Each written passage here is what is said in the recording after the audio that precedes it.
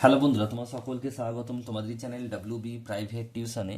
তো আজকের এই ভিডিওতে আমরা রায়মার্টিন প্রশ্নবিচিত্রা 2024 পঞ্চম শ্রেণীর গণিত বিষয়ে যে তোমাদের প্রথম ইউনিট টেস্টের জন্য যে 8 নম্বর স্কুল রয়েছে ধূপগুড়ি হাই স্কুল এইচএস 121 নম্বর পেজে, এই প্রশ্নপত্রের সম্পূর্ণ উত্তর নিয়ে আজকের এই ভিডিওতে আলোচনা করব। তো চলো ভিডিও শুরু করা যাক। একের দাগে বলছে নিচের প্রশ্নের উত্তর দাও, যে কোনো তিনটি। কয়েকটা বলছে দেখো, বলছে 8625 সংখ্যাটিতে ছয়ের স্থানীয় মান কত। তাই ছয়ের দেখো, ছয়ের স্থানীয় মান মানে ছয় ডান দিকে কটা ঘর আছে দেখবো, 1 2, তাই ছয়ের স্থানীয় মান কত হবে, দুটো শূন্য বসবে মানে 600 উত্তর হবে। নেক্সট প্রশ্ন বলছে 9 0 5 3 8 দ্বারা গঠিত 5 অঙ্কের ক্ষুদ্রতম সংখ্যা। সবচেয়ে ছোটকে শূন্য, কিন্তু শূন্য বসানো তার চেয়ে বড়কে 3, 3 0 5 8 9 কিছু হবে 3 0 5 8 9, এটা হচ্ছে উত্তর হবে। এটা কত হলো 600। নেক্সট প্রশ্ন দেখো, দুটি মৌলিক জোড় সংখ্যা লেখো, 2 হবে। দুটি পরস্পর মৌলিক সংখ্যার লসাগু বলছে, তাহলে কি হবে, সংখ্যা দুটির গুণফল। আর গসাগু বললে এটা হচ্ছে 1 হতো, কি লিখবে, সংখ্যা দুটির গুণফল। এরপর আছে দেখো 2 এর দাগের প্রশ্ন, কয়েকটা বলছে দুটি সংখ্যার গসাগু 10 লসাগু 60, একটি সংখ্যা যদি 15 হয় অপর সংখ্যাটি কত হবে।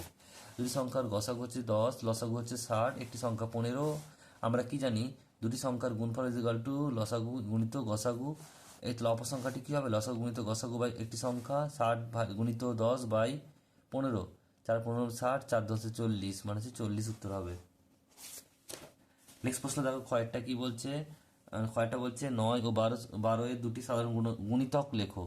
তাহলে 9 গুণিতকগুলো লিখে দেবে, 9 নামটা পড়বে 9 18 3 9 27 36 45 54 63 72। আর 12 হচ্ছে কি, 12 12 24 36 48 60 72। তাহলে এই দুটোর মধ্যে মিল কি আছে, কমন কি আছে, তাদের কি সাধারণ, তাহলে এই 36 আর 72 উত্তর কি হবে, তাহলে 36 আর 72 হচ্ছে সাধারণ গুণিতক।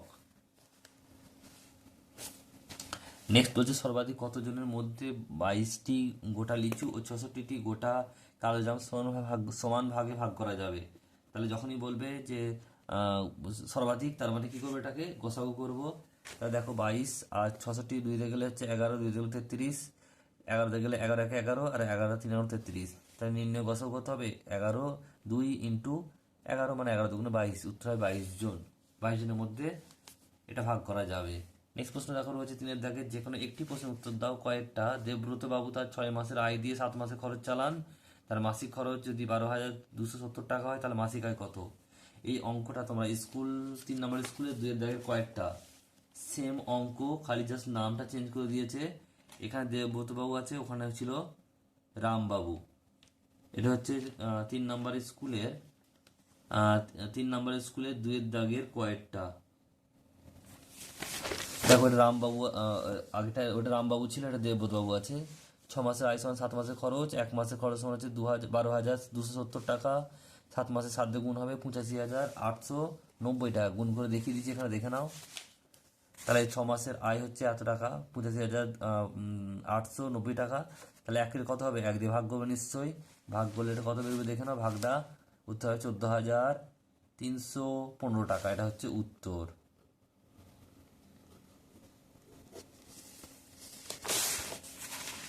নেক্সট প্রশ্ন দেখো, পরেরটা কি বলছে।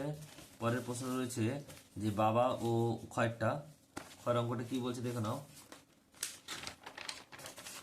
বলছে বাবা ও ছেলে বর্তমান বয়স সমষ্টি 60 বছর, 15 বছর পরে তার সমষ্টি কত হবে। এই অঙ্কটা বারবার আসছে, তোমরা ভালো করে প্র্যাকটিস করবে, অঙ্কগুলো পরীক্ষায় তোমাদের কিন্তু আসবে। নেক্সট দেখো এই অঙ্কটা কি বলছে, 15 বছর পর তাদের বয়সের সমষ্টি কত হবে। বাবার যদি 15 বছর বাড়ে, ছেলেরও 15 বছর বাড়বে, তাহলে 15 মূর্তি কত বছর, 30 বছর বাড়বে। 60 যুক্ত 15 ইন্টু 2 বছর, মানে 15 30, 60 যুক্ত 30 মানে হচ্ছে 90 বছর, উত্তর হবে 90 বছর। তো এই ছিল তোমাদের যে 8 নম্বর স্কুল, তার সম্পূর্ণ উত্তর। ভিডিওটি কেমন লাগলো কমেন্ট বক্সে কমেন্ট করে জানিও। চ্যানেল নতুন হলে চ্যানেল সাবস্ক্রাইব করে নিও, পাশে থাকা বেল আইকনটি প্রেস করে নোটিফিকেশন অন করে দিও পরবর্তী ভিডিওর আপডেট পাওয়ার জন্য। আর চ্যানেল নতুন হলে চ্যানেল সাবস্ক্রাইব করে নিও। আর ভিডিওগুলি বন্ধুদের সাথে বেশি করে শেয়ার করতে কিন্তু ভুলবে না।